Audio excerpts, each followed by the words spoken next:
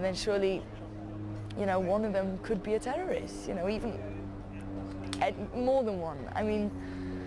They say kids never get involved in politics. Well, there was loads of kids there at the protests, but did they acknowledge them? No. They just said that they didn't know what they were talking about and said they should go back to school.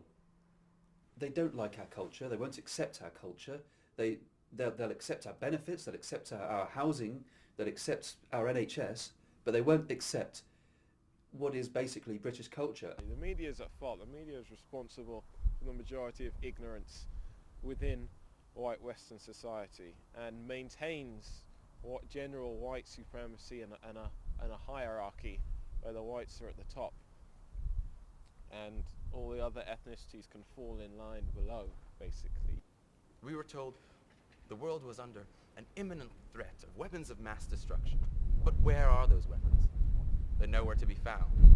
Not only that, but the US hindered the work of the UN weapons inspectors before this war. They made Saddam Hussein. They gave him his weapons. They gave him the technologies he has. And he used it to fight a war with Iran during the 80s and bomb and gas the Kurds of his own country. The thing that really gets me is that we know, you know, that there's a threat, you know? I mean, look at Madrid, you know, that was so unexpected and it just happened. So we're all under threat and they say that we're going to be next, you know? I mean, it could be us here now. I mean... I don't see the point in voting anymore.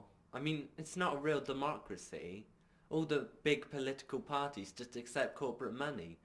And as for politicians, well, they're just corrupt and they lie.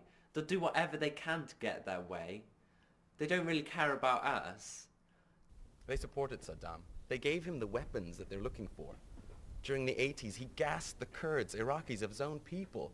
And still they claimed that normal relations with Iraq were essential to the progress of human rights and peace in the Middle East. I don't believe that personally. The US has supported countless barbaric dictators over the years. General Suharto in Indonesia, Manuel Noriega, General Pinochet, and now we're supposed to believe they want to liberate the Iraqi people, give them freedoms.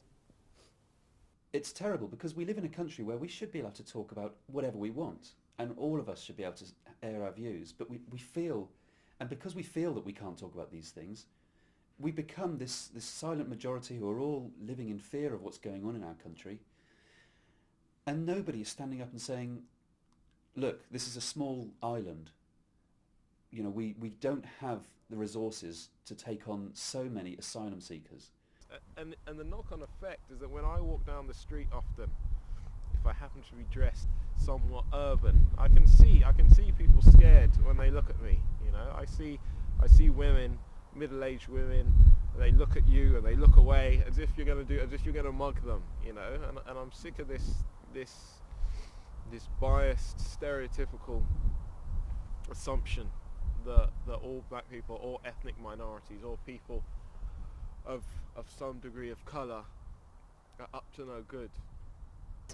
You know, the way that they hide their faces and the way that they don't get educated in some places and they don't even get jobs, and I think that's bang out of order. I mean, who's got the right to say that to you? I don't care what culture or colour you are. I mean, surely everyone should have the right to do that if they want to.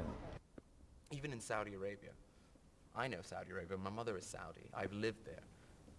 People there live in fear of anything political, of taking hold of their own lives. They have no human rights, no civil rights whatsoever. What about them? Why doesn't the US liberate those people?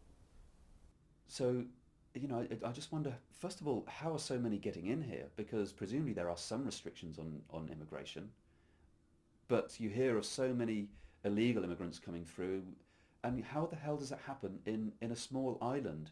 How can they be getting across so easily? What are we doing wrong? The workplace is somewhat more equal these days in that ethnic minorities in a predominantly white Western society are seen more in the workplace. It's only in the menial jobs, it's the menial tasks that now, luckily for the whites, they don't need to do anymore. I mean, how often is it you go into a convenience store or a supermarket on the skeleton late night shift, or you see toilet cleaners? You never see any white faces anymore. It's alien, you know. and they're token gestures, you know, for companies to say, look at me, you know, look at us. Our doors are open to everyone, you know, no prejudice against anyone. But, you know, it's not true. It's not true. They just look after the rich and powerful, the people that can help them, but they don't care about us, the little people. I mean, look around. There's unemployment, people on the streets, beggars, kids getting bullied at school or taking drugs. And what are politicians doing to stop this? Nothing. They come here and they do not have any respect for our culture. And yet we are expected to respect their culture. That's fine. I'll respect other people's culture. But what's wrong with mine? They've secured Saudi Arabian oil, they've secured Afghani oil, and now Iraqi oil. Speaking of, why don't we see that on the news? What is happening to the Iraqi oil wells?